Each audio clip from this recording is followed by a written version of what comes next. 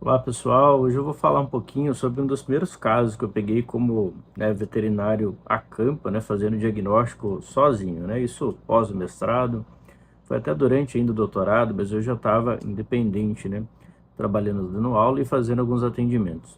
Esse caso foi muito marcante, uma morte inicialmente misteriosa de dezenas de vacas. Alguns veterinários já haviam passado pelo local, veterinários oficiais e outros veterinários do município. E aí me chamaram na época justamente suspeitando de planta tóxica, que teria ali uma planta tóxica que estaria matando essas vacas, justamente porque, segundo eles, o comportamento é que as vacas iam caindo, quando tocadas. Isso chamou bastante atenção. Para quem já estudou sobre planta tóxica e para quem não estudou também, esse comportamento dos animais caírem após a gente manejar ou tocar frequentemente é chamado de morte súbita associada ao exercício. E o grupo de plantas tóxicas que causa isso é o grupo de plantas que contém como composto tóxico monofluoracetato, que é um dos compostos mais tóxicos que existem no mundo, Inclusive era utilizado em raticida antigamente, como por exemplo o 1080, mas esse composto foi proibido no Brasil e em vários outros países justamente porque era altamente tóxico, e colocava em risco a saúde pública. Então, sabendo disso, quais são as principais plantas, ou na verdade, qual é a principal planta suspeita na época? A principal planta suspeita na época era a Palicúria margrave, conhecida popularmente como cafezinho. Cafezinho porque tem características morfológicas muito semelhantes ao pé de café, porque pertence à mesma família, as ubiáceas. Nesse contexto, então me chamaram lá para procurar, buscar, identificar onde é que estava esse tal do cafezinho. E aí, chegando na propriedade, a gente já primeiro foi direto para essa área de pastagem, de mata, enquanto a gente conversava. E aí, verificando, andamos uns 10 quilômetros nessa propriedade, buscando plantas, E nada, nada, nada, nada, Entrei na mata, andamos muito, E nada. E aí, eu falei, ó, vamos voltar a conversar com o produtor melhor, olhar os animais, entender o que está acontecendo. E aí, na volta para casa do produtor, aí nós nos deparamos com uma vaca que estava lá no meio de um grupo de outras vacas, E quando esses animais correram, uma vaca imediatamente caiu. Para quem trabalha com plantas tóxicas, sabe que se for um caso de morte súbita associado ao exercício, uma característica clínica é o aumento da frequência cardíaca daquele animal.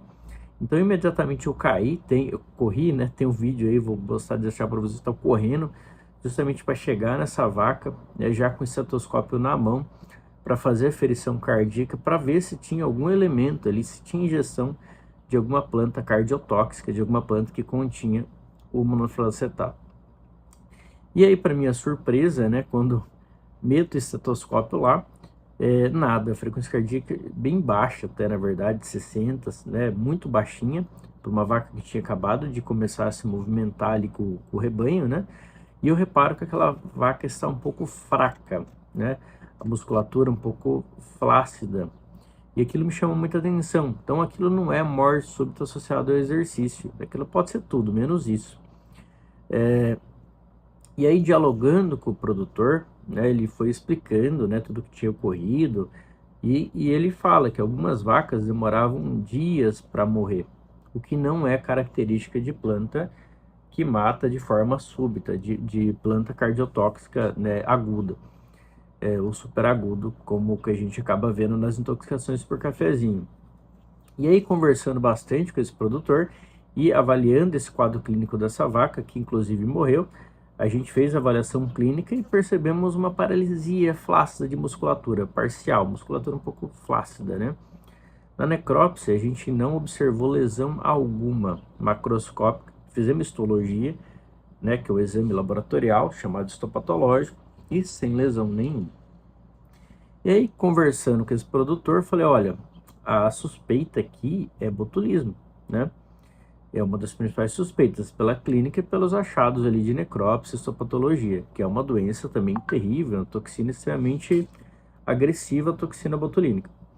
E aí, devido à alta morbidade, ou seja, um número de animais muito altos ali que tinham morrido ou adoecido, eu indiquei, né, a gente buscar uma fonte hídrica dessa toxina, que seria na água.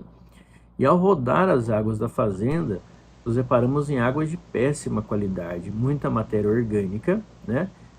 E ossadas ocasionalmente jogadas ali no pasto, mas a princípio só matéria orgânica de terra, aquilo não me chamou muita atenção.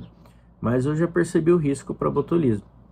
Então, nisso, eu vou para casa, né, saio da fazenda e vou pensar, vou trocar uma ideia. Na época, eu troquei até uma ideia com o meu antigo orientador, professor Edson, que é uma referência na área de diagnóstico de bovino.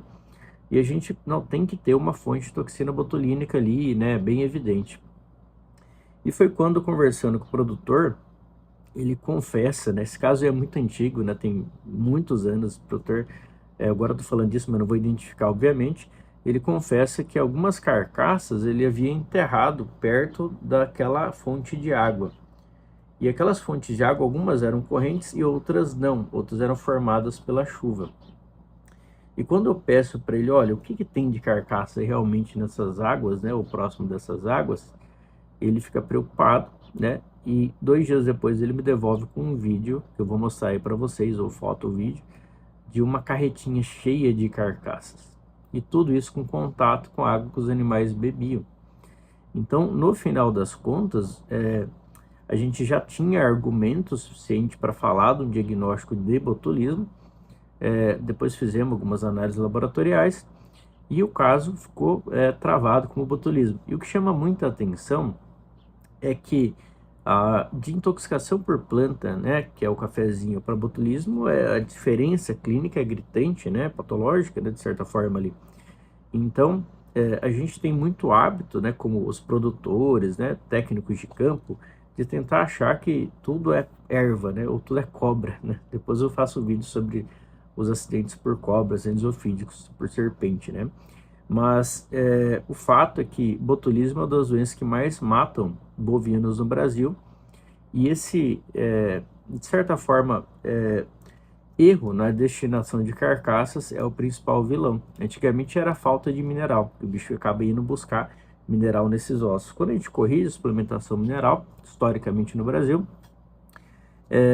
a gente reduz os casos de botulismo e as pessoas relaxam um pouco, né? Pô, agora eu posso deixar uma carcaça jogada. Toda fazenda que você vai rodar, você vai achar uma. Então, pessoal, a dica é não relaxem, né? Botulismo não adianta só vacinar, tá? Se o gado estiver vacinado, mas tiver contato com a toxina, um contato elevado, como esse caso aí, vai ter doença e você vai ter prejuízo. Gostou do vídeo? Deixa um comentário aqui, encaminha para algum colega. Segue essas dicas sobre para evitar, né, você ter futuramente esse problema com essa doença tão terrível que é o botulismo. Um grande abraço.